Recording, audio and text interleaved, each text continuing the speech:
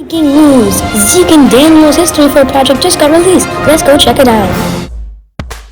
Why Video games are good for you. woo! Video games can help if you play less than 2 hours for brain development. Kids get more IQ points when they play video games, but some video games are not helpful, like Fortnite and Robo Tanks. Other video games are good for brain development because it helps expand your creativity, such as sandbox games.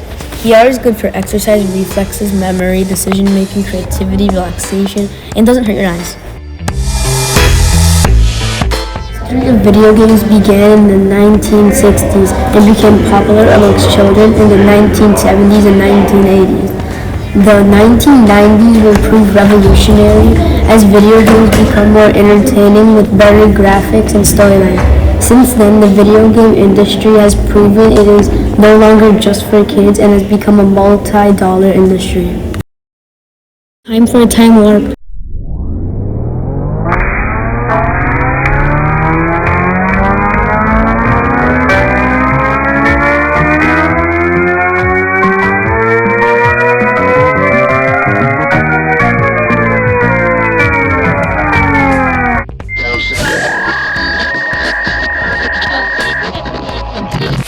Charles Babbage made the first calculator.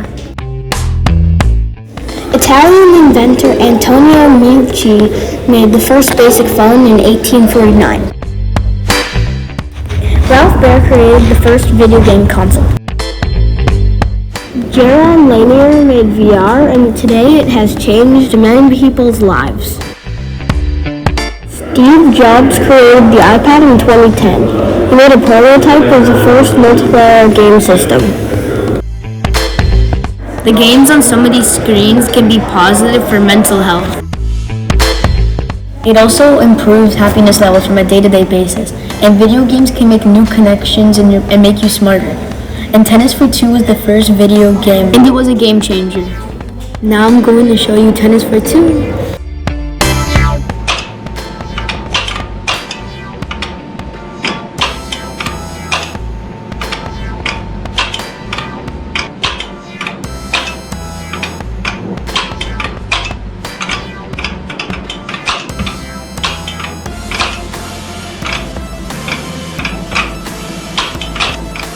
This relates to Chicago and Illinois because a lot of people in Chicago and Illinois play video games. According to a small study in the journal MJIR Mental Health, people who played a digital puzzle game reported feeling more energized and better able to wind down after work.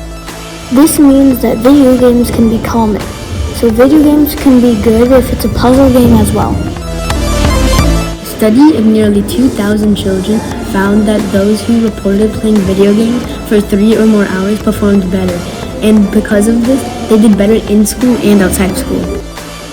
They played video games resulting in better performance, so this study, like many others, says that video games are good for you. There is increasingly compelling evidence that video games are actually good for our brains. Numerous peer-reviewed studies have shown the benefits of gaming, whether it's better spatial awareness, faster cognitive processing, or improved mental health, social skills, and decision-making capabilities. So this is another study that says that video games are good. They make you smarter as a whole.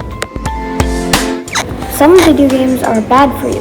This is because they are violent and shouldn't be played by kids. Others just don't have any good purpose for you in them and just take time away from your daily life. But if you play for way too long, it can affect your brain and your eyes. In conclusion, some video games are good, some are bad, but as long as you limit the amount of time you play, what games you play, and don't do other things, then they will stay good for you. Don't let yourself get lost in the games and set a time limit. But if your kid says, "Let me play more video games," always say yes. I'm kidding, you should limit them and yourselves. It's time for credits.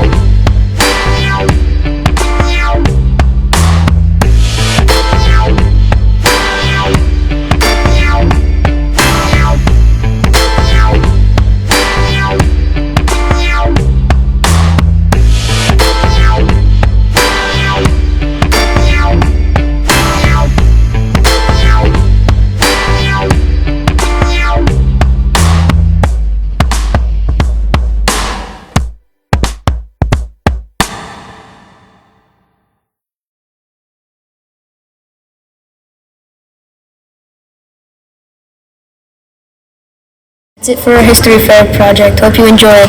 See you next time.